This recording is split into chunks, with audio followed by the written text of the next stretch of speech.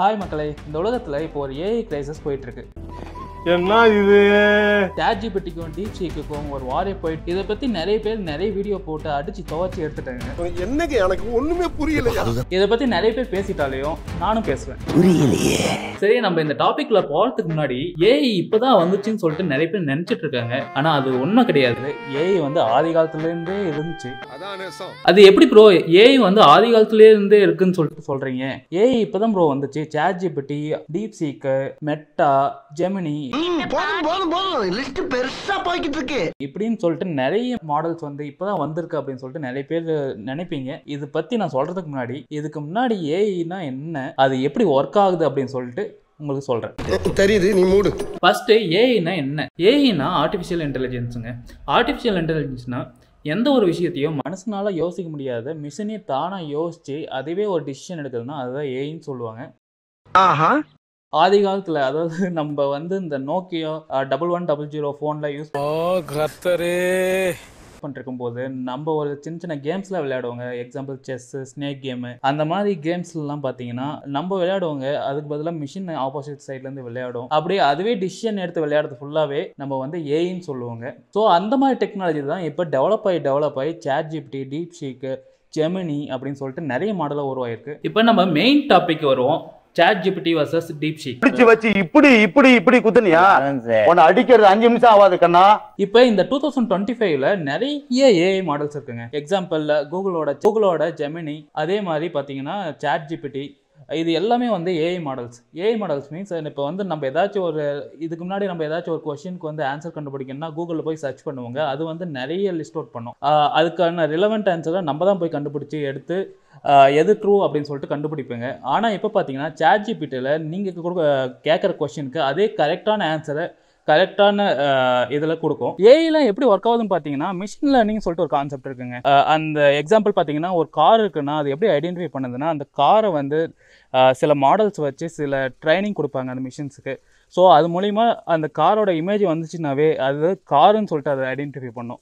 So இது மூலிமா தான் ஏஐ வந்து ஒர்க் ஆகுது. இதுக்கு நிறைய மாடல்ஸ் இருக்குது, பைத்தான் மூலிமா பண்ணுறாங்க. ஸோ அதுக்குள்ளே நான் டீப்பாக போக தேவையில்ல, நிறைய டெக்னிக்கலாக இருக்கும். ஸோ அதை பற்றி நான் டீப்பாக போகல. இப்போ பார்த்தீங்கன்னா ஹாட்டாக போகிற நியூஸ் பார்த்தீங்கன்னா ChatGPT vs DeepSeek. ஸோ இந்த ChatGPT உருவாக்குறது பார்த்தீங்கன்னா அமெரிக்கா, அதே மாதிரி இந்த DeepSeek உருவாக்குறது பார்த்தீங்கன்னா சைனா. இந்த ChatGPT எப்படி பார்த்தீங்கன்னா கூகுள் வந்து ஃபஸ்ட்டில் தன்னை அழிக்கவே முடியாதுன்னு சொல்லிட்டு நினச்சிட்டு இருந்தாங்களோ அதுக்கு ஆப்போசிட்டாக ChatGPT இறக்கி அந்த கூகுளோட ஸ்டாக்ஸை ஃபுல்லாக க்ளோஸ் பண்ணாங்களோ அதே மாதிரி இப்போ ChatGPTக்கு ஒரு காம்படிஷனாக வந்துக்கிறது DeepSeek. சரி, ChatGPTக்கும் DeepSeekக்கும் என்ன டிஃப்ரென்ஸ் ப்ரோ அப்படின்னு கேட்டிங்கன்னா ChatGPT பார்த்தீங்கன்னா ஓப்பன் சோர்ஸ் கிடையாதுங்க. அது சில மாடல்ஸ் மட்டும் நம்ம யூஸ் பண்ணுறதுக்கு ஃப்ரீ ட்ரையல் கொடுத்துருப்பாங்க. பட் ஆனால் நீங்கள் அதில் போய் ஒவ்வொரு பேக்கேஜும் பார்த்தீங்கன்னா அஃபோர்ட் பண்ண முடியாத அளவுக்கு தான் இருக்கும். நீங்கள் எக்ஸாம்பிள் ஒரு சாஃப்ட்வேர் பேக்கேஜ் எடுத்திங்கன்னா, ஒரு சாஃப்ட்வேர் டெவலப்பர் இருந்தீங்கன்னா அதுக்குன்னு தனியாக ஒரு பேக்கேஜ் இருக்கும். அது நீங்கள் பர்ச்சேஸ் பண்ணிங்கன்னா அதுக்கு நிறைய டாலர்ஸ் கணக்கில் நீங்கள் ஸ்பெண்ட் பண்ணணும். ஆனால் DeepSeek பார்த்தீங்கன்னா அப்படி ஸ்பெண்ட் பண்ணிட்டு அவசியம் கிடையாது. ஏன்னா அது ஃபுல்லாகவே ஓப்பன் சோர்ஸாக கொடுத்துட்டாங்க.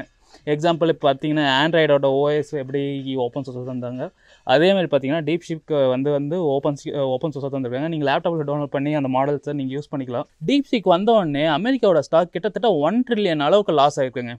சரி ப்ரோ, இந்த ஜெமினி, மெட்டா அதெல்லாம் இந்த காம்படிஷனில் வரலையே அப்படின்னு கேட்டிங்கன்னா இது ரெண்டுமே பார்த்தீங்கன்னா வந்து அந்த அளவுக்கு மார்க்கெட்டில் வந்து இல்லை. ஏன்னா எக்ஸாம்பிள் அவங்க வந்து நிறைய டெமோஸில் வந்து நிறைய அசிங்கப்பட்டு அவமானப்பட்டாங்க. அதை பற்றி நான் இன்னொரு வீடியோவில் நான் அதை பற்றி டீப்பாக சொல்கிறேன். இதில் மெயினாக அடி வாங்கினது யாருன்னா NVIDIA-காரன் தான். ப்ரோ NVIDIA வந்து ஹார்ட்வேர் தானே, அவங்க ஹார்ட்வேர் மேனுஃபேக்சர் கம்பெனி தானே, அது எப்படி ப்ரோ அடி வாங்க அப்படின்னு கேட்டிங்கன்னா இந்த ChatGPT-யோட மாடல்ஸ்லாம் வந்து ட்ரைன் பண்ணுறதுக்கு பார்த்தீங்கன்னா கிட்டத்தட்ட பல ஆயிரக்கணக்கான கோடியில் செலவு பண்ணி CPU, GPUs வந்து பர்ச்சேஸ் பண்ணி யூஸ் பண்ணியிருக்காங்க. அந்த ஹார்ட்வேர்ஸில் ப்ரொவைட் பண்ணுற கம்பெனி பார்த்தீங்கன்னா NVIDIA. அதனாலே பார்த்தீங்கன்னா அவங்களோட ஸ்டாக் வேல்யூஸ் பார்த்தீங்கன்னா கிட்டத்தட்ட லாஸ்ட் இயரில் நிறைய அதிகமாகிட்டு இருந்துச்சு. ஆனால் இப்போ பார்த்தீங்கன்னா இந்த DeepSeek வந்தோடனே அதோட ஸ்டாக் வேல்யூஸ்லாம் பல ட்ரில்லியன் கணக்கில் வந்து லாஸ் ஆகிருக்கு. இப்போ இந்த DeepSeek இருக்குல்ல, அந்த DeepSeek மாடலை உருவாக்குறதுக்கான காஸ்ட்டு அதெல்லாம் பார்த்தீங்கன்னா ஹார்ட்வேர்ஸும் ரொம்ப ரொம்ப கம்மிங்க. அதை பற்றி ரொம்ப டெக்னிக்கலாக நம்ம போக தேவையில்லை. இதுதான் இந்த ரெண்டுத்துக்குள்ள டிஃப்ரென்ஸ். இதில் இந்தியாவோட கான்ட்ரிபியூஷன் எங்கே ப்ரோ அப்படின்னு கேட்டிங்கன்னா எல்லாருமே பார்த்தீங்கன்னா இந்தியாவில் இருக்கிற மோஸ்ட் ஆஃப் தி எம்ப்ளாயீஸ் பார்த்தீங்கன்னா அமெரிக்கா பேஸ்ட் கம்பெனிஸ் தான் ஒர்க் பண்ணுறாங்க. இதோட நீங்கள் ஒரு 10ல் 5 பேர் வந்து இந்தியன்ஸாக இருப்பாங்க எல்லா ஒரு ஐடி கம்பெனிஸ்லையும். ஸோ நம்மளோட கவர்மெண்ட் பார்த்தீங்கன்னா இப்போ 500 crores வந்து இந்த ஏஐ மாடல்ஸ் டெவலப் பண்ணுறதுக்காக ஒதுக்கியிருக்காங்க.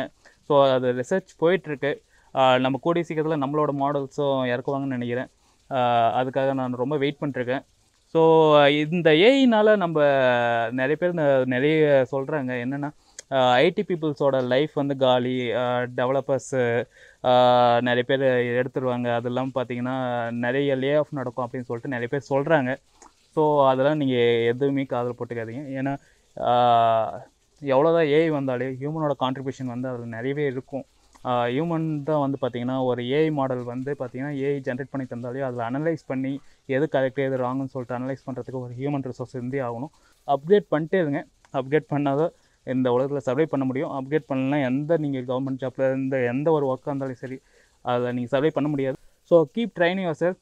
மறுபடியும் நெக்ஸ்ட் வீடியோ பார்ப்போம். Until then bye bye from செரிக்ராஃப்ட் பை.